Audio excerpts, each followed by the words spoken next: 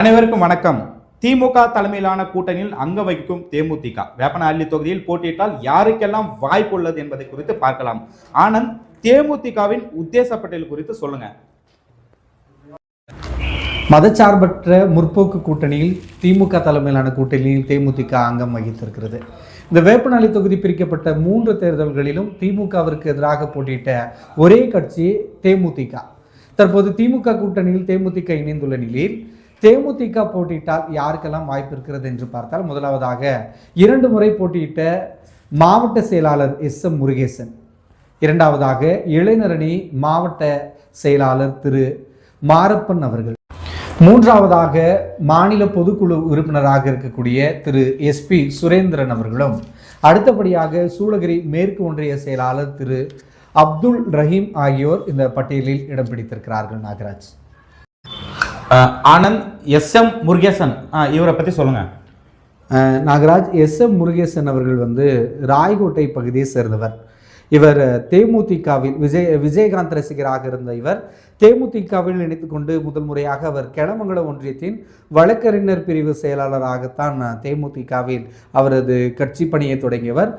பின்னாளில் மாவட்ட பிரதிநிதி, மாவட்ட துணை செயலாளர் உள்ளிட்ட பதவிகளை வகித்து தற்போது கிருஷ்ணகிரி மேற்கு மாவட்ட தேமுதிகவின் செயலாளராக தொடர்ந்து 2வது முறை தேர்ந்தெடுக்கப்பட்டு அவர் மாவட்ட செயலாளராக இருந்து வருகிறார். நாகராஜ், இவரது தொழில் வழக்கறிஞர். எஸ்.எம். முருகேசன் அவர்கள் கடந்த தேர்தல்களில் போட்டியிட்டது குறித்து விவரமா சொல்லுங்க. நாகராஜ், 2011 தேமுதிக அதிமுக கூட்டணியில் முதல் முறையாக இந்த தொகுதி உதயமான போது அதிமுக கூட்டணியில் தேமுதிக தான் போட்டியிட்டது. அப்போது போட்டியிட்ட போது அவர் சொற்ப வாக்குகள் வித்தியாசத்திலேயே வெற்றி பெற்றார். அப்போது திமுகவின் செங்குட்டுவன் அவர்களிடம் வெற்றி வாய்ப்பை இவர் இழந்தார். அதன் பிறகாக 2021 சட்டமன்ற தேர்தலில் தேமுதிக மற்றும் அம்மா மக்கள் முன்னேற்ற கழகம் இந்த 2 கட்சிகள் கூட்டணி அமைத்து தேர்தலை சந்தித்த போது தேமுதிகவிற்கு இந்த தொகுதி ஒதுக்கப்பட்டது. அப்பொழுது முருகேசன் அவர்கள் தேமுதிக சார்பில் போட்டியிட்டிருந்தார். 2 தேர்தல்களிலும் அவர் வெற்றி வாய்ப்பை இழந்திருந்தார்.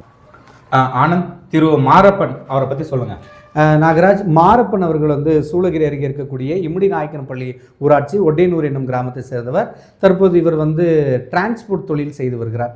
சிறுவயது முதலே விஜயகாந்தின் தீவிர ரசிகரான இவர் தேமுதிகவில் இணைத்து கொண்டு பணியாற்றி வருகிறார். தற்போது டிரான்ஸ்போர்ட் தொழில் செய்து கொண்டு கிருஷ்ணகிரி மேற்கு மாவட்டத்தினுடைய தேமுதிகவின் இளைஞரணி செயலாளராக பணியாற்றி வருகிறார். நாகராஜ், மாரப்பன் இதற்கு முன்பு என்ன பொறுப்பில் இருந்துள்ளார்?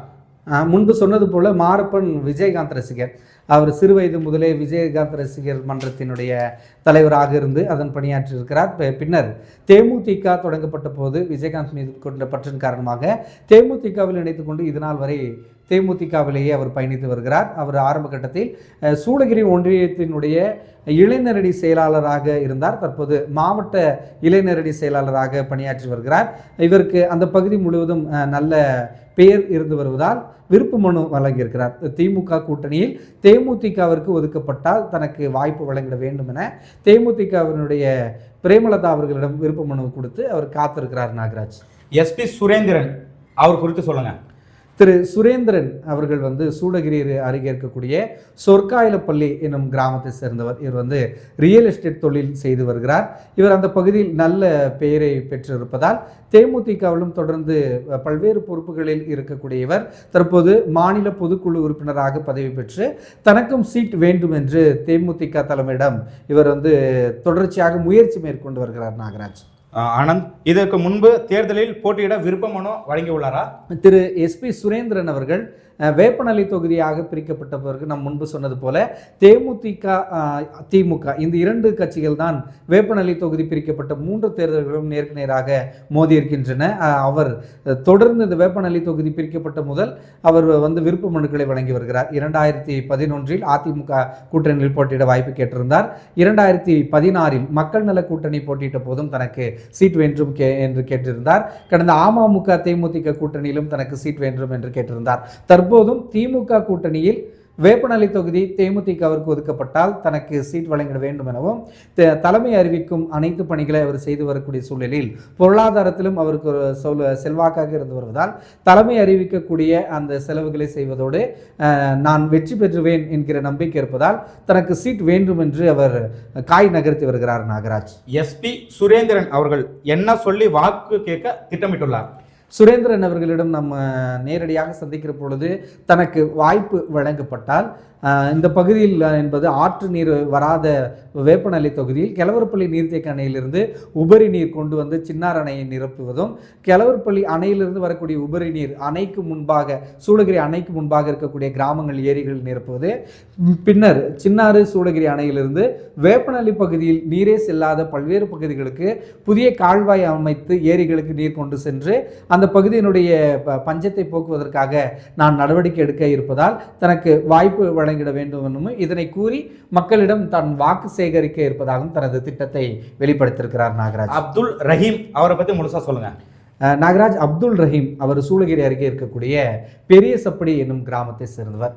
அவர் ஆரம்ப காலத்திலிருந்தே விஜயகாந்தின் தீவிர ரசிகர். அந்த பகுதி முழுவதுமே விஜயகாந்துக்கான ரசிகர் மன்றங்கள் அதிகமாக வைத்திருக்கக்கூடிய அந்த பகுதி. அவர் தற்போது சூளகிரியினுடைய மேற்கு ஒன்றிய செயலாளராக இருந்து வருகிறார். நாகராஜ், இதுவரை அப்துல் ரஹீம் என்னென்ன பதவிகள் வகித்துள்ளார்?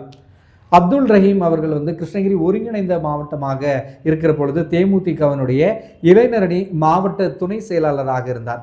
பின்னர் மாவட்ட துணை செயலாளராகவும் தற்போது சூளகிரி மேற்கு ஒன்றிய செயலாளராக தொடர்ந்து 2வது முறை அவர் தேர்ந்தெடுக்கப்பட்டு தேமுதிகவில் சிறந்த பணியாற்றி வருகிறார். நாகராஜ், அப்துல் ரஹீம் அவர்கள் இதற்கு முன்பு விருப்பமனு அளித்துள்ளாரா அல்லது ஏதேனும் தேர்தல்களில் போட்டியிட்டுள்ளாரா? நாகராஜ், அவர் சட்டமன்ற தேர்தலில் போட்டியிடுவதற்காக விருப்ப மனு வழங்கியிருக்கிறார். இதற்கு முன்பாக அவர் மாவட்ட ஊராட்சி குழு உறுப்பினர் பதவிக்கு போட்டியிட்டிருக்கிறார். அதாவது எந்த கூட்டணியில் இல்லாமல் அதிமுக திமுக அதை எதிர்த்து அவர் களம் கண்டார். அதிமுக திமுக அவருக்கு இணையாக அவர் வாக்குகளை பெற்று சொற்ப வாக்குகள் வித்தியாசத்தில் அவர் மாவட்ட கவுன்சிலருக்கான பதவியில் தோற்றியிருந்தார். அதனால் சூளகிரி, காமுந்தடி உள்ளிட்ட சுற்றுவட்டார அவர் ஒன்றியத்திற்குட்பட்ட பகுதியில் அவர் கட்சி வளர்க்கக்கூடிய பணிகளில் ஈடுபட்டு அந்த பகுதி முழுவதும் அவர் அனைவராலும் அறியப்பட்டவராக இருப்பதால் தேமுதிகவில் தனக்கு வாய்ப்பு வழங்கினால் கடந்த தேர்தலில் தான் பெற்ற வாக்கு அந்த செல்வாக்கை பயன்படுத்தி தான் வெற்றி பெறுவேன் என்ற நம்பிக்கையும் தலைமைக்கு அவர் அளித்திருக்கிறார். நாகராஜ், வேப்பனஹள்ளி தொகுதியில் தேமுதிக குறித்து பல்வேறு தகவல்களை வழங்கிய ஆனந்த் அவர்களுக்கு நன்றி. மீண்டும் அடுத்த வீடியோவில் சந்திப்போம். நன்றி, வணக்கம். வணக்கம்.